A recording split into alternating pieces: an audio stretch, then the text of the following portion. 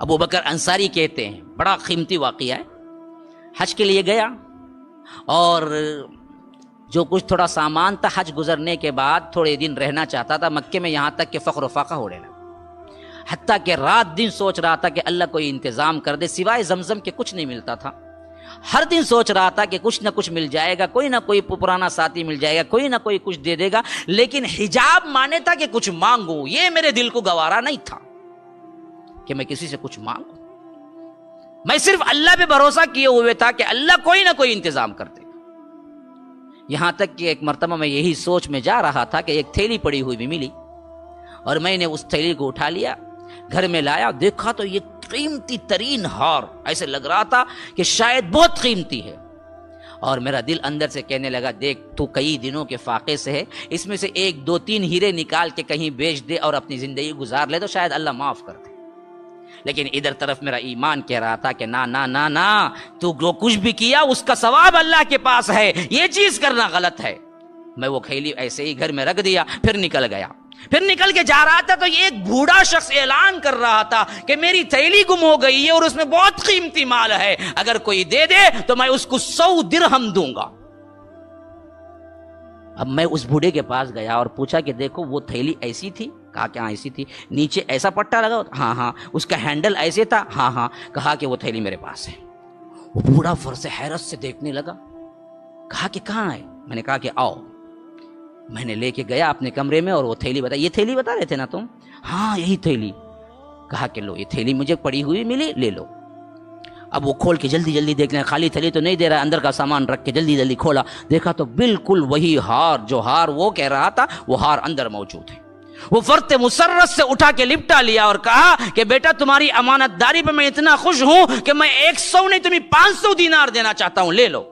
اور ادھر فاقے کا یہ عالم ہے، ابو بکر انصاری کہتے ہیں کہ میرا یہ حال تھا کہ ایک ایک درہم مجھے قیمتی تھا تاکہ مجھے کھانے کو کچھ مل جائے، لیکن جب وہ دینے لگا تو میری غیرت ایمانی جوش میں آئی، میں نے کہا کہ نہیں، یہ کام میں نے صرف اللہ کے لیے کیا ہے، میں کچھ نہیں لوں گا۔ اب وہ بوڑھا شخص منت سماجت کرنے لگا، کہا کہ نہیں تمہیں کچھ لینا ہی ہوگا۔ وہ میں نے کہا کہ ہرگز نہیں، میں اس کا عوض صرف اللہ سے لینا چاہتا ہوں، آپ سے لینا نہیں چاہتا، ورنہ میرا ثواب کم ہو جائے گا۔ یہاں تک کہ وہ بوڑھا افسدار آپ نہیں لیے، لیکن ایک طرف خوش خوش نکل گیا۔ پھر زمانہ گزر گیا، یہاں تک کہ کیا ہے، اللہ نے مجھے کچھ عطا کیا، میں سمندر کا سفر کیا اور کشتی ٹوٹ گئی۔ پھر اس کے بعد جا کے میں ایک ایسے جزیرے میں اترا جہاں پر کچھ مسلمان نظر آئے، میں جا کے مسجد میں قرآن کی تلاوت کرنے بیٹھ گیا تو لوگ آئے، کہا کہ آپ قرآن جانتے ہیں؟ کہا کہ ماشاءاللہ میں حافظ قرآن ہوں۔ کہا کہ ہماری امامت کر دیجیے۔ اب کہاں سے آئے ہیں؟ کہا کہ میں تو کیا ہے نکلا تھا کسی سفر کی، لیکن پورا کشتی کا معاملہ ایسے ہوا، ٹوٹ گئی اور آج میں بالکل کیا ہے حالات کا شکار ہوں، میرے پاس کچھ نہیں ہے۔ کہا کہ یہیں رہ دیجئے، یہیں امامت کیجئے، اور آپ کو لکھنا آتا ہے؟ کہا کہ ہاں میں بہت اچھا لکھ سکتا ہوں، تو بچوں کو یہاں کی پڑھائی ہے، ہم آپ کی پوری ذمہ داری اٹھا لیتے ہیں۔ یہاں تک کہ کچھ عرصہ گزرا تو لوگوں نے کہا کہ آپ کے نیک اخلاق، آپ کا کردار، یہ سب دیکھ کے ہمارے بڑے لوگوں نے فیصلہ کیا ہے کہ ہماری سب سے بڑے سردار کی بیٹی آپ کے نکاح میں دے دی جائے۔ کہا کہ سردار ہیں؟